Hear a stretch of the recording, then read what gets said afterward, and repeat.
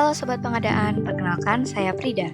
Pada kesempatan kali ini, saya akan menemani Sobat Pengadaan untuk memahami salah satu kebijakan penting dalam pengadaan, yaitu pemberian preferensi harga pada tender konstruksi. Bayangkan kita ingin membangun sebuah sekolah. Kita bisa memilih menggunakan material impor atau lokal, tetapi pemerintah mendorong kita untuk menggunakan produk lokal supaya perusahaan lokal dan ekonomi daerah bisa berkembang. Prinsip inilah yang mendasari pemberian preferensi harga berdasarkan perhitungan TKDN. Sesuai pasal 67 Perpres nomor 46 tahun 2025, preferensi harga adalah nilai penyesuaian harga terhadap harga penawaran dalam proses harga evaluasi akhir dalam pengadaan barang dan jasa. Preferensi harga diperlakukan untuk pengadaan dengan metode tender atau e-purchasing menggunakan mini kompetisi dengan nilai HPS atau pagu anggaran di atas 1 miliar rupiah.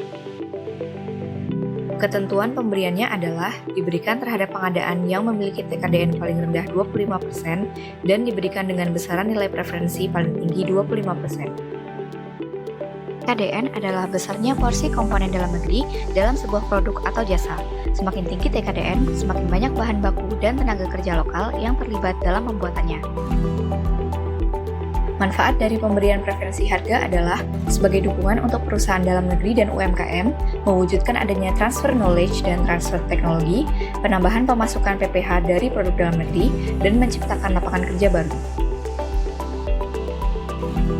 Apabila dalam melaksanakan pengadaan, pelaku pengadaan tidak mengimplementasikan preferensi harga dan penggunaan PDN sesuai regulasi yang berlaku, dapat dikenai sanksi sebagai berikut.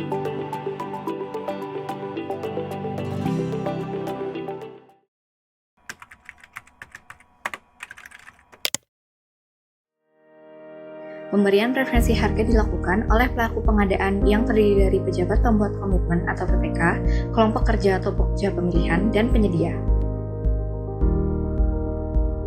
Prosesnya dilakukan mulai dari tahapan persiapan pengadaan, pemilihan penyedia, hingga pelaksanaan kontrak. Pada tahap persiapan, PPK memastikan bahwa dokumen pengadaan telah memuat ketentuan mengenai pemberian preferensi harga. PPK menetapkan nilai preferensi harga yang akan diberikan serta menyertakan format formulir TKDN dalam dokumen pemilihan.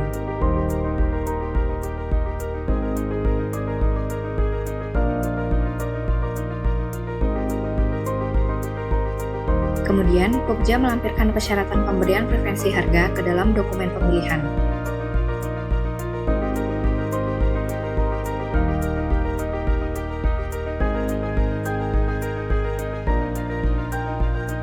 Pada tahap pemilihan penyedia dapat mengajukan penawaran teknis dan harga dengan melampirkan formulir TKDN yang telah diisi.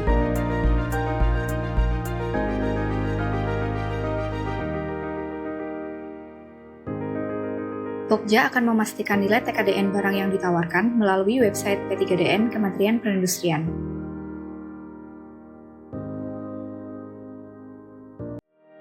Kemudian, Pokja Pemilihan akan melakukan review dan evaluasi penawaran dengan memperhatikan kelengkapan dokumen TKDN dari penyedia. Berikut adalah contoh perhitungan harga evaluasi akhir.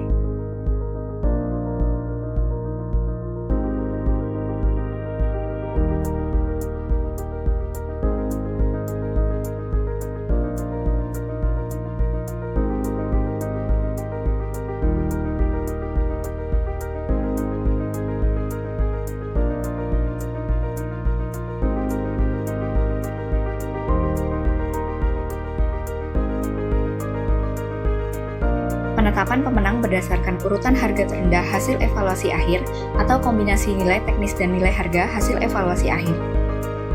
Apabila terdapat 2 atau lebih penawaran dengan nilai hasil evaluasi akhir terendah yang sama, maka penawaran dengan nilai TKDN lebih besar ditetapkan sebagai pemenang.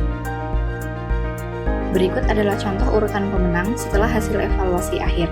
Pemberian preferensi harga dapat mengubah urutan pemenang, sehingga penyedia berpotensi mendapatkan urutan yang lebih tinggi. Jika penyedia yang menawarkan preferensi harga dinyatakan sebagai pemenang, harga yang dicantumkan dalam kontrak tetaplah harga penawaran awal, bukan harga evaluasi akhir. Setelah penetapan pemenang, PPK melanjutkan ke tahap pelaksanaan kontrak dengan memastikan kesesuaian komitmen TKDN yang telah ditawarkan. Langkah ini penting untuk menjamin bahwa komitmen preferensi harga benar-benar diimplementasikan di lapangan. Melalui penerapan preferensi harga yang tepat, kita dapat mendorong peningkatan penggunaan produk dalam negeri, meningkatkan daya saing pengusaha lokal, dan mewujudkan kemandirian ekonomi nasional. Itu dia penjelasan mengenai proses pemberian preferensi harga. Jika ada pertanyaan lebih lanjut, silakan hubungi kami melalui kontak berikut. Sampai jumpa di video selanjutnya. Salam pengadaan.